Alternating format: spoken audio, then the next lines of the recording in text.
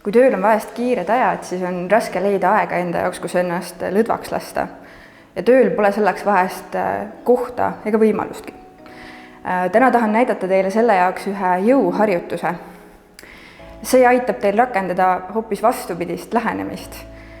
Saate korraks ühe suure lihasgrupi oma kehas, ehk siis täna reied ajada hoopis üsna pingesse.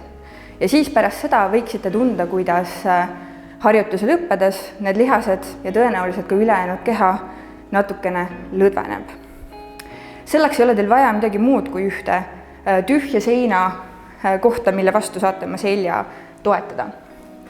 Ja siis kõndige oma jalad seinast julgesti ettepoole, nii et allasendis võiksid jääda põlved täisnurga või nürinurga alla.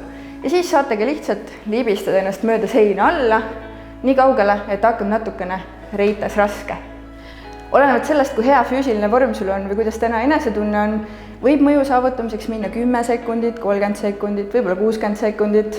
Aga kui tunned, et hakkab juba päris raske, tunned põletustunnet või lihas hakkab isegi värisema, siis võid julgesti ennast üles tagasi libistada, tõusta püsti ja nautida seda lõdvestustunnet ja pingelangust, mis lihastes tekib.